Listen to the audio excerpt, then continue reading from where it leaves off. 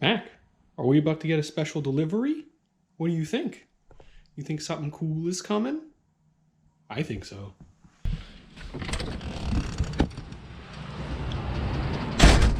It looks pretty cool to me. Come on, Mac. Come on, Mac. Good boy. Wow. Good boy. Come here, buddy. Is it windy out? Is it windy out, Mac?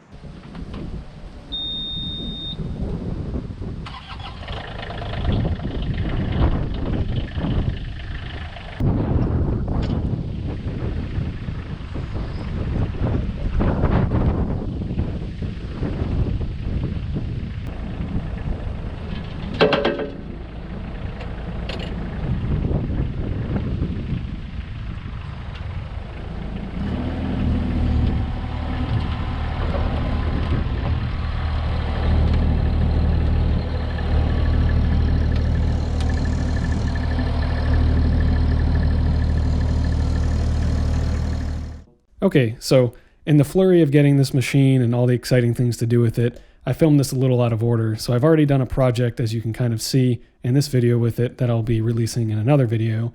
But this video is kind of focusing on why we got this machine and how we ended up getting it. So as you can see here, we ended up getting a 2020 Bobcat E26.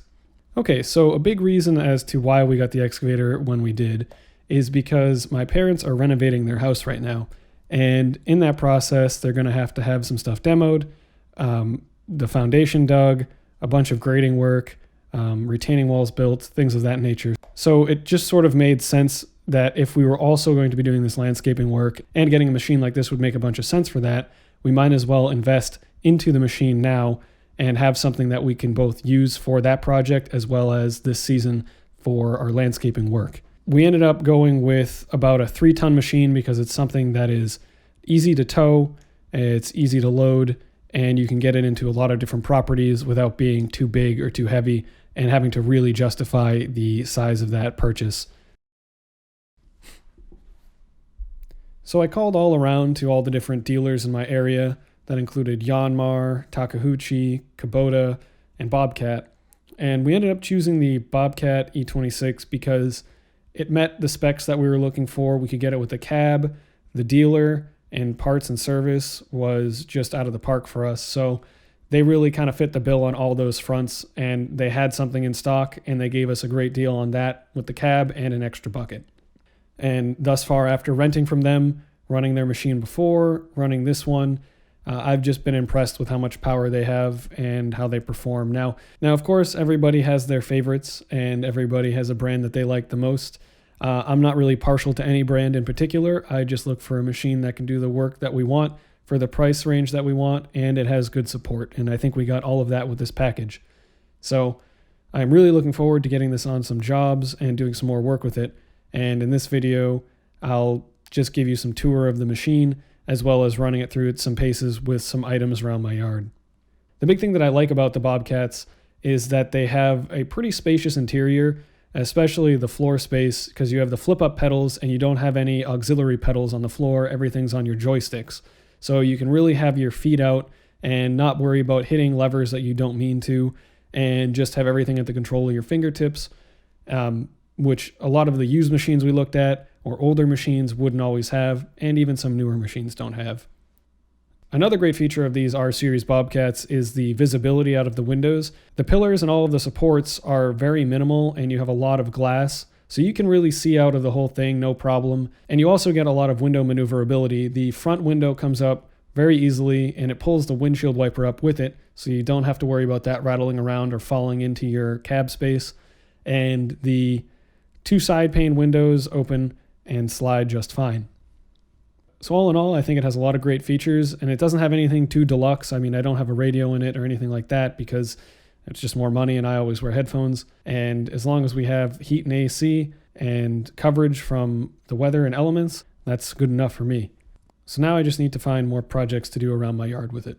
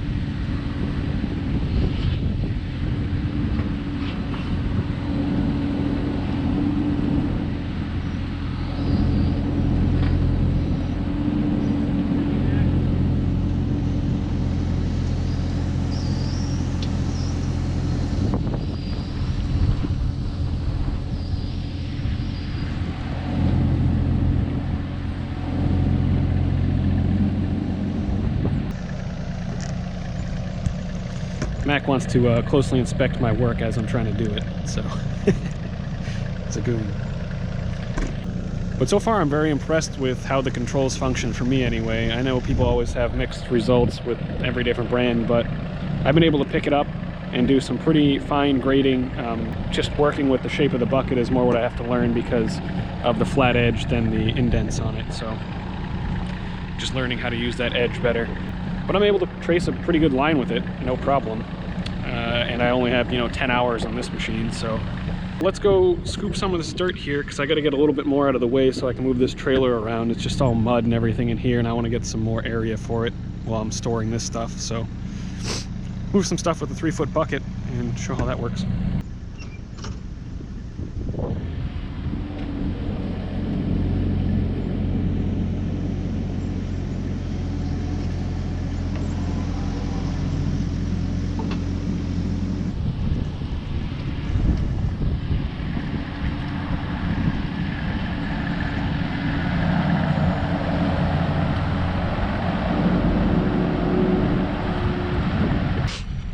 Alright, I set it up with it swinging over the sides so you can see sort of how it handles this 3-foot bucket with all the extra heavy wet stuff in it.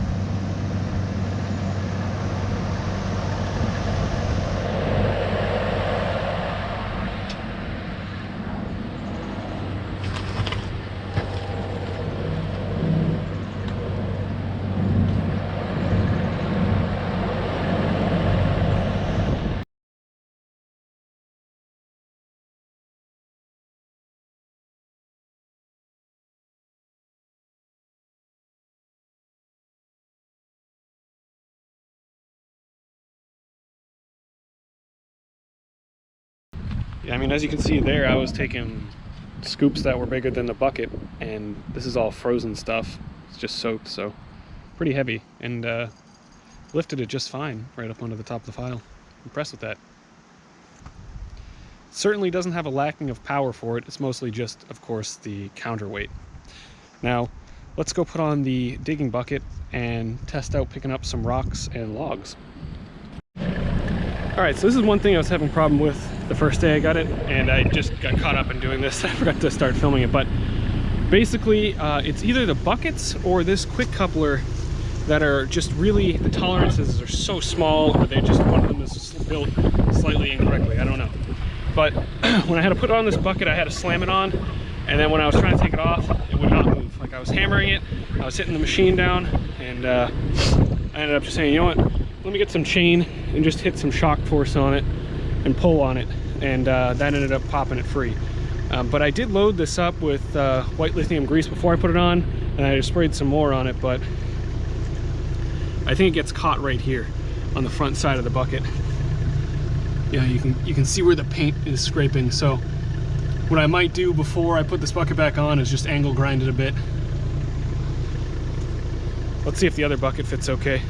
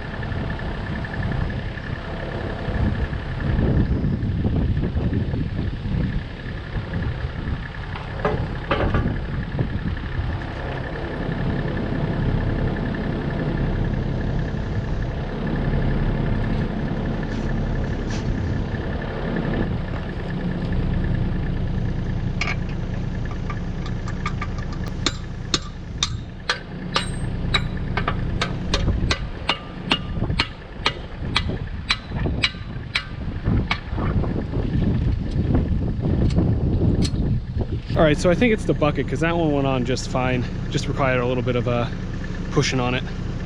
And of course, after you use these for a while, they're gonna start moving around and getting a little bit of slop either way. So I don't think it'll be too much of an issue. Just a little grind down and clean up.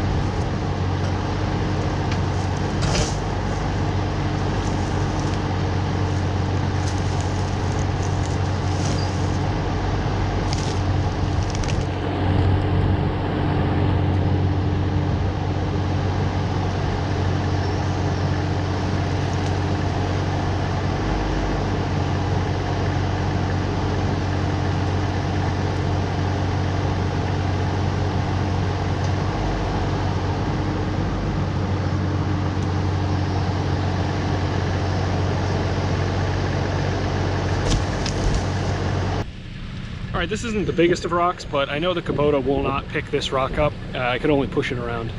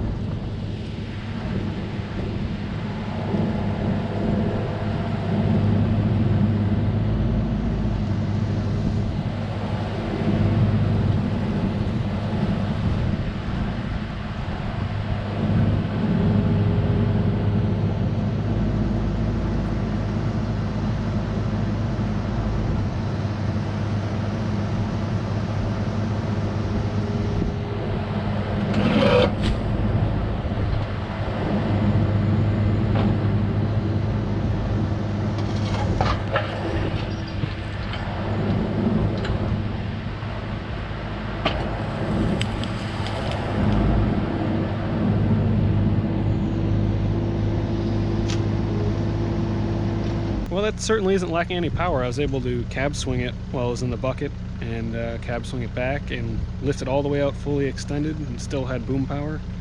That's awesome.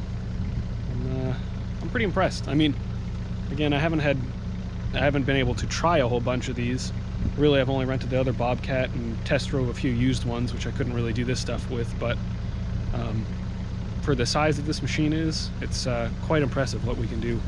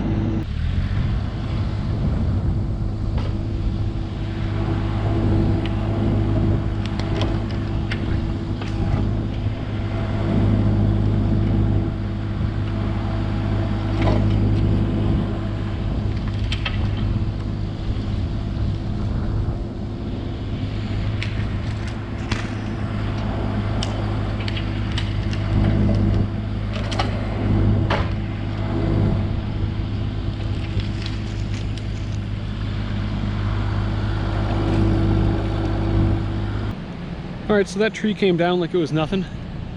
And another thing I wanted to try to see was if this is actually ledge or not. I'm guessing it is, but might as well just try digging a little bit, huh?